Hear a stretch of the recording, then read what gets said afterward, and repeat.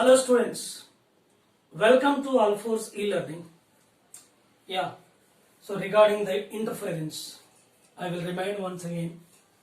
So what is interference? This is the light phenomena, right? Whenever two coherent light waves superpose one over the other will give modification of intensity of light in the result.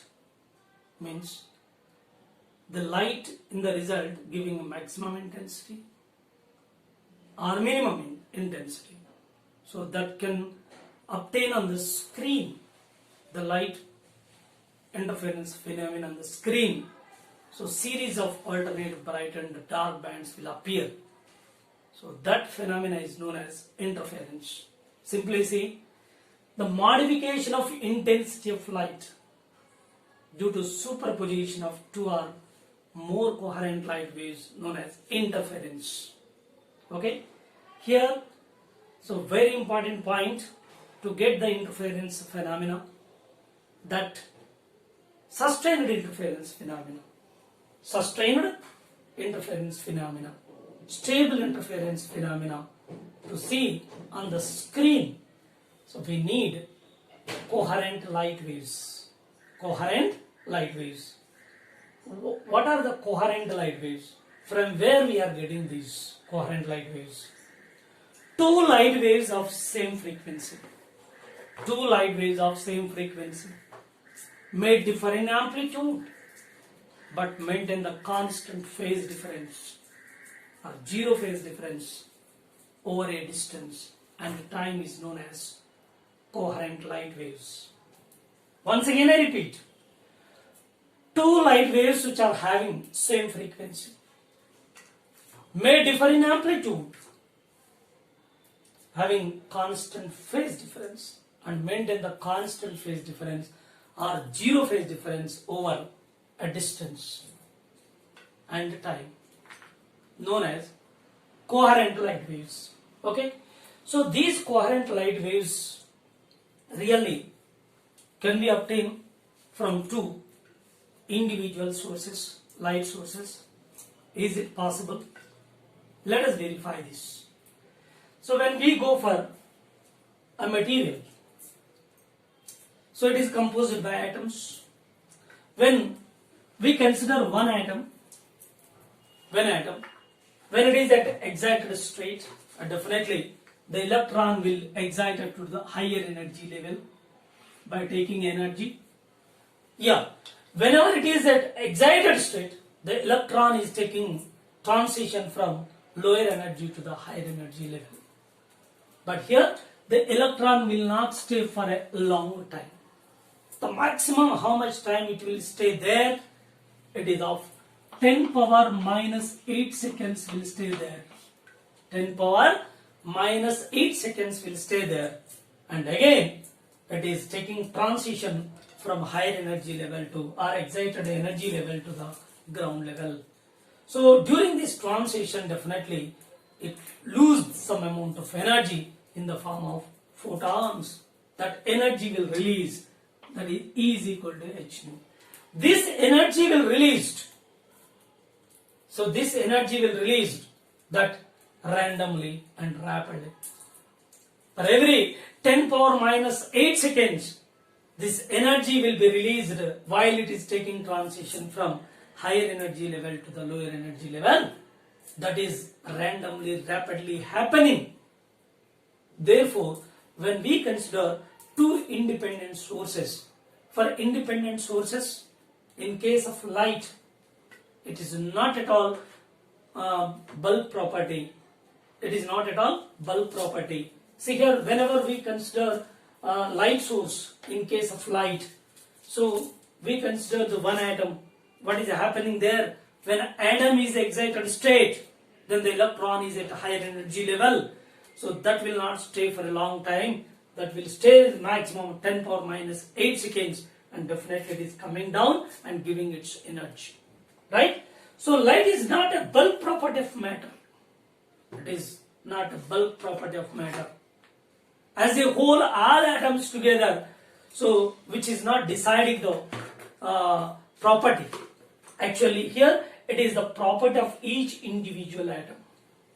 So each individual atom has its own condition that the electron may take transition from any energy levels to the ground, then energy will be released that randomly, rapidly. And here, so light is not a bulk property of matter. So this is clearly property of each individual atom. If you consider the matter in which, so it is the property of individual atom. So this atom has its own property and other atom having its property. Like that properties are related to the individual atoms, not as a whole bulk property for light. And the individual atoms emit the light randomly and independently. So individual atom, suppose one atom is releasing that energy randomly, and other will not release the energy in the same manner and different way, randomly. So not at all at a time. So each atom will have its individual property, that is the individual atoms emit the light randomly and independently. Whereas in case of sound, then sound is a bulk property of matter. Means when we consider two independent sources for sound waves, when we consider two independent sources, suppose this is one loudspeaker, this is another loudspeaker, okay? So this is a source 1, this is source 2. These two are independent identical sources. In case of sound, it producing sound wave, of course their frequencies are equal and also maintain the constant phase difference over a distance. Then these two sources are said to be coherent sound sources, and these two sound waves are taken to be coherent sound waves. Yes. So two independent sources of sound will produce coherent sound waves, because so here the sound is not the bulk property of matter. Two individual sources of sound of same frequency are coherent. So these two are the individual sources of sound and having same frequency, then these two sound waves are taken to be coherent, because so sound is a bulk property of matter, not like light. So light is not bulk property of matter. So it is the property of individual atoms. Each atom has its own individual property by which the light is emitting from each atom, that will be randomly and independently. So because of that reason, suppose if you consider two independent light sources, suppose this is one source, this is another source, of course. These two are independent sources, S1 and S2. So these two are identical. Even then, they should not give coherent light waves. The reason is, so light is not a bulk property of matter. Means here, these two are having the atoms, the individual atom has its own property by which the energy releasing from each atom, that is randomly and independently. Therefore, definitely these two light waves are changing for every light wave. Suppose the light is emitting from the first source and light emitting from the second source, these light waves changing their phase for every 10 power minus 8 seconds. This is the reason why their phases are changing randomly, rapidly for every 10 power minus 8 seconds. The main cause is over here. So whenever the atom is excited state, the electron is at a higher energy level which cannot stay for a long time. It is only stay for 10 power minus 8 seconds. Immediately it will come down and giving its energy, equivalent energy. That energy emitting randomly and independently, so that their phases definitely changes. So from two independent identical sources, we can't get coherent light sources. Sorry, coherent light waves. We can't get coherent light waves. Therefore, these two independent identical sources are not taken to be coherent light sources. These are not taken to be coherent light sources. But here, these two are taken to be coherent sound sources. Yes, in case of sound, sound is a bulk property of matter, so that two independent identical sources having same frequency will provide coherent sound waves. Then they combine to give or superpose will give interference phenomena in case of sound. Whereas in light, it is not possible to produce coherent light waves from two independent identical sources, because it is not a bulk property of matter. Light is not the bulk property of matter, it is a property of individual atoms. That is the reason why the phase is changing rapidly and randomly. Therefore, phase will not be constant or traveling over a distance. Therefore, those two light waves are not taken to be coherent light waves, and these two sources are not taken to be coherent light sources. Two independent light sources which are not producing coherent light waves. Why? Because their phases are randomly, rapidly changes for every 10 power minus 8 seconds. Therefore, they should not maintain the phase difference constant over a distance. Therefore, these two light waves are taken to be incoherent light waves. Incoherent light waves, and these corresponding sources are taken to be incoherent light sources. Incoherent light sources. Then these two incoherent light waves are superposed over each other. Then what happens? So we cannot get a sustained interference pattern. Sustained and stable interference pattern means the variation of intensity, that is the maximum and minimum light appeared on the screen due to superposition of two light waves over here, and that maximum and minimum intensity which cannot be stable over the screen. Whenever a light is added to another light under suitable conditions, either it gives no light or the maximum light, that depending upon the phase difference between the two coherent light waves. If they are not coherent, then what happens? By the superposition of these two light waves, so irregularly, that the maximum and minimum intensities will not be stable over the screen. We cannot get interference pattern over the screen. So it is not possible to study that interference phenomena. Therefore, here these two light waves are incoherent when they are developed or generated from two independent isolated light sources. Therefore, these two light waves are taken to be incoherent light waves. Their corresponding sources are incoherent light sources. Okay, and how we can get coherent light sources? Coherent light sources in order to produce the coherent light waves.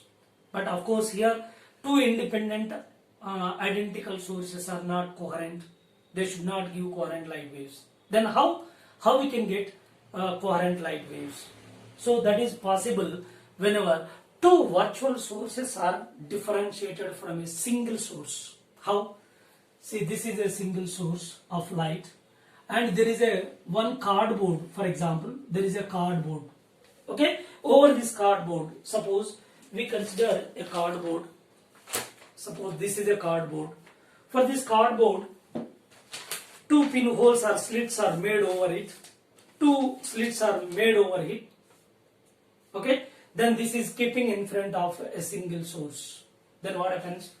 So here the light from the point source, which kind of light, which kind of wavefront will start from this point source? So point source giving spherical wavefront, that wavefront is traveling and incident on this cardboard, where the majority portion of the wavefront is obstructed, but here through the two slits, so light is allowed to pass. Then these light waves are differentiated from the two sources, that is S1 and S2. These are the virtual sources are differentiated from a single source. Now whatever the light waves which are allowed to pass through this S1 and S2, these two light waves are taken to be coherent light waves. Coherent light waves, because they should have the same frequency, because these two light waves are differentiated from a single source. Whatever the frequency it has, same frequency, these two waves should have the same frequency, and also whatever the phase change for this wave, and the same kind of change will present in each wave which are allowed to pass through S1 and S2. Therefore, they maintain the constant phase difference over a distance. Therefore, these two light waves are said to be coherent light waves. These are coherent light waves, because these two are differentiated from a single source. How? S1 and S2 are not direct light sources, they are virtual sources which are differentiated from a single source. When S1 and S2 are the two pinholes or the slits made on the cardboard which is keeping in front of a source, then S1 and S2 through which the light waves are allowed. Therefore, S1 S2 are taken to be virtual sources. These two are taken to be coherent light sources which are providing coherent light waves having the same frequency, maintain the constant phase difference. Therefore, these two are taken to be coherent light waves. And these two are S1 and S2 are the coherent light sources which are called virtual sources. Okay? Yeah. How do you find coherent light sources? Yeah. There are two methods of producing coherent light sources. There are two methods. One is by division of wavefront, and other one is by division of amplitude. Yeah. Incident light that is in the form of wavefront, either its wavefront is to be divided or its amplitude divided. Based on that, so we will get the coherent light sources by the division of wavefront and by the division of amplitude. Let us see here. So by division of wavefront, whenever incident light that is started from a source, so that started from a point source or any that is a slit, that is a source of a length, certain length, that is taken to be a slit, and whether the light is started from a source or a slit, that wavefront either it may be spherical or cylindrical. We have two types or three types of wavefronts. One is the spherical, other one is cylindrical, and third one is plane wavefront. Yeah, this wavefront will be divided. This wavefront will be divided either by the refraction or by the refraction or by the diffraction. By any method, then the wavefront can be divided into two parts. See here, the wavefront can be either spherical or cylindrical or plane wavefront, and this incident wavefront is divided into two parts either by the reflection or by the refraction or by the diffraction. So that method is known as division of wavefront, by which we are getting coherent light sources. See here, Young's double-slit experiment. It is the main experiment which is given in our syllabus, advanced level and mains level.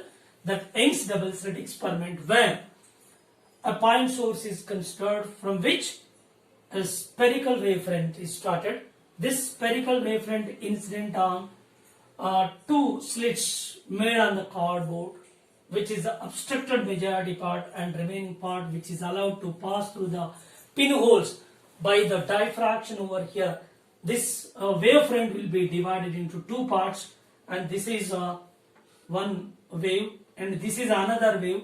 So this wavefront, this part will be, whenever it is struck on this cardboard, whenever it is struck on the cardboard, and this portion will be allowed, this portion will be allowed. Here the total wavefront will not be allowed through the two slits. Only a part will be allowed through the two slits. These two parts are cut from the wavefront.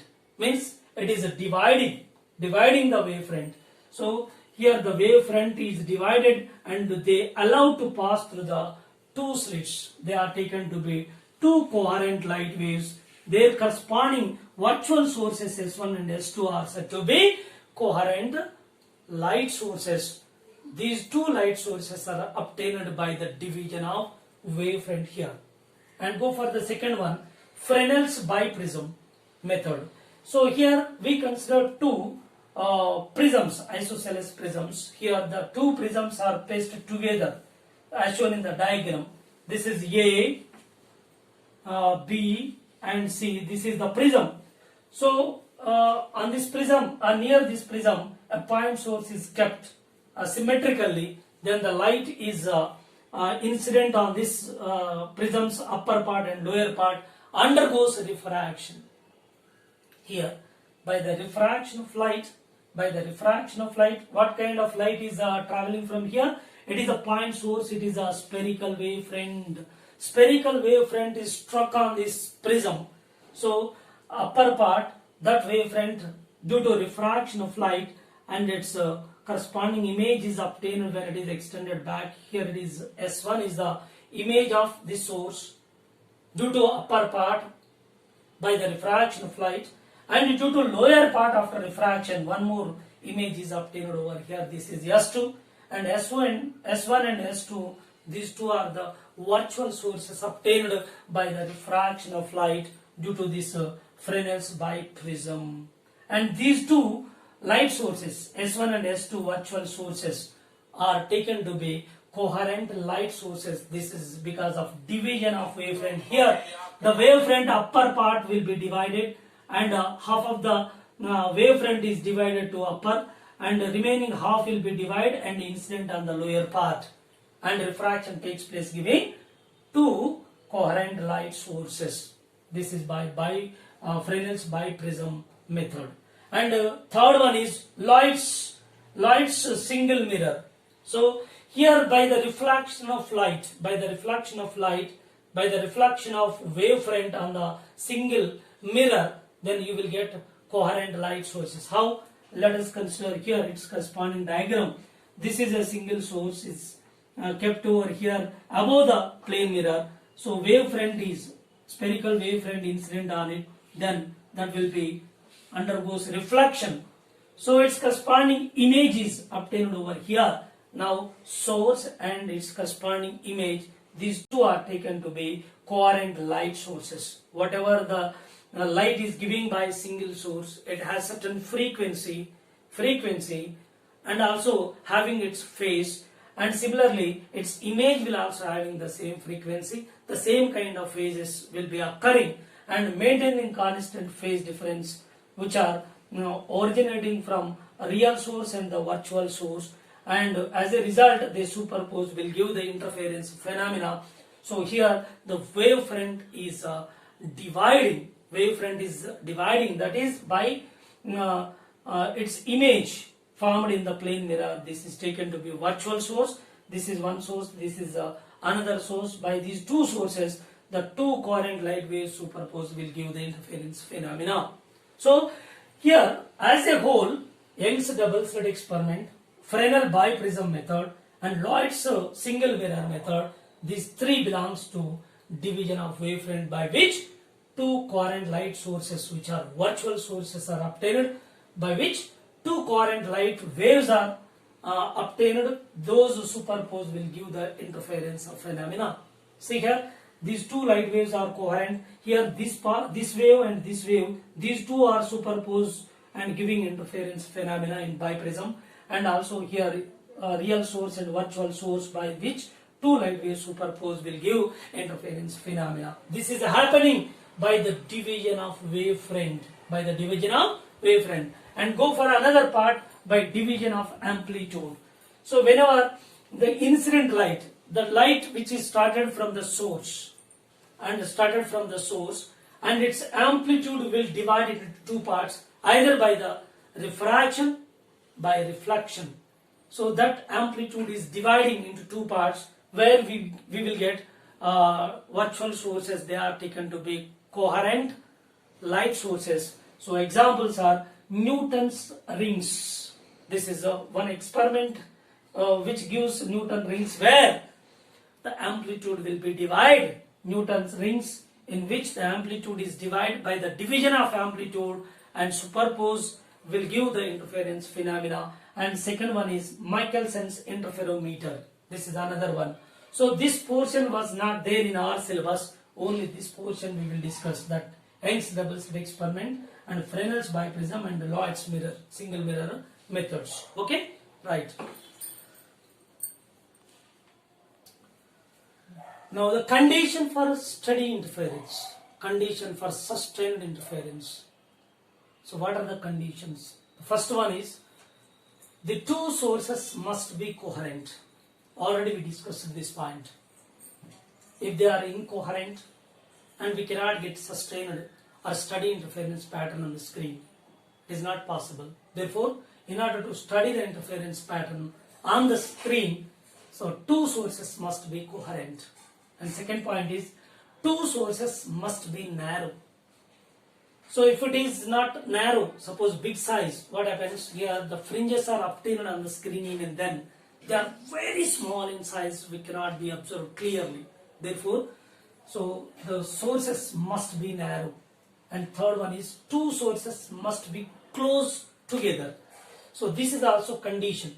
So when the two sources are very close to each other, then only the band sizes, that is the pattern on the screen, they will be in considerable amount, we can observe easily.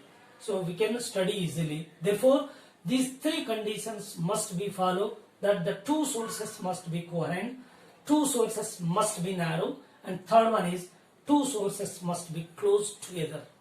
Okay, next, note. So two sources should be used, that is monochromatic light. Otherwise, the fringes of different colors will overlap. Fringes of different colors. Suppose with GR, 7 colors are there. These 7 colors corresponding, their fringes will be overlap one over the other, and hence it cannot be observed clearly. Therefore, we should use monochromatic sources, these two sources. Okay. Now, and second point is, there are constructive and destructive interferences. Constructive interference and destructive interference. What is the meaning of constructive and destructive interference? Let us see here.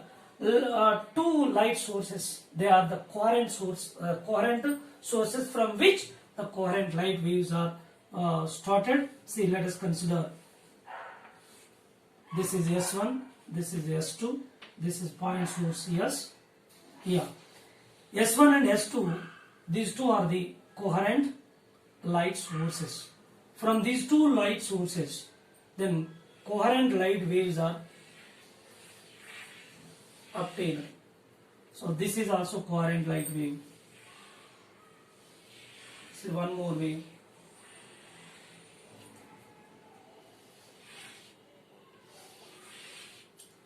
See here, this is a crust, this is trough.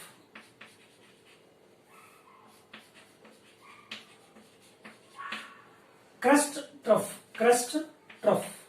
This is also crust, and this is trough. Okay. Now these two are the coherent light waves, which are starts from two coherent light sources. They are virtual sources. Now, whenever these two coherent light sources superpose, then crest of one wave and crest of another wave, they combine to give constructive interference and maximum amplitude. How is it? See, crest and crest, they are in the same phase. They will be in the same phase. And crest both are in the same phase. They combine to give a constructive interference. amplitude is giving maximum. Trough and trough, both are in the same phase again. They will combine to give constructive interference. And here crest and crest again combine to give constructive interference. Amplitude is giving maximum. Now here up to here, whenever here crest and trough, this is trough and crest superpose will give destructive interference. What happens here? The amplitude is giving minimum. Again here crest and crest superpose will give the constructive interference. So here one is the constructive interference.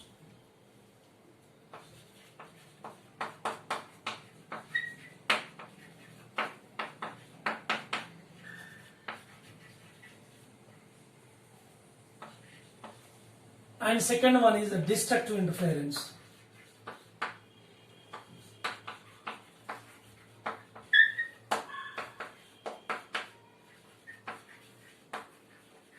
Okay, so constructive interference means whenever crest and trough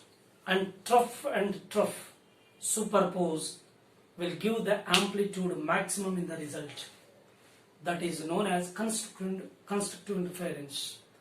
Whenever crest of one wave and trough of another wave, these two are superposed, these are out of phase, their phase difference will be pi. They are opposing each other. So crest and crest in this case both are on the same side, they are support each other, will give its amplitude maximum, will give the constructive interference. Means amplitude becomes maximum and its corresponding intensity becomes maximum. Intensity becomes maximum because its amplitude becomes maximum. Okay, whenever trough and crest both are superposed, means trough is down and crest is up, these two are out of phase, their phases are not equal, they are not in similar phase, they are not in similar phase, they are not in same phase, therefore they are out of phase, their phase difference is pi, therefore they destruct with each other, therefore their corresponding amplitude becomes minimum, corresponding intensity giving minimum. Okay, so this is the meaning of constructive interference and destructive interference. Once again, listen. Whenever we consider two coherent light waves, these two coherent light waves superpose one over the other.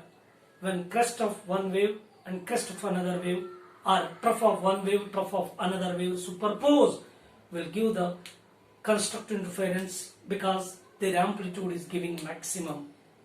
So whenever crest of one wave and trough of another wave, these two are opposite in phase, their phase difference is pi.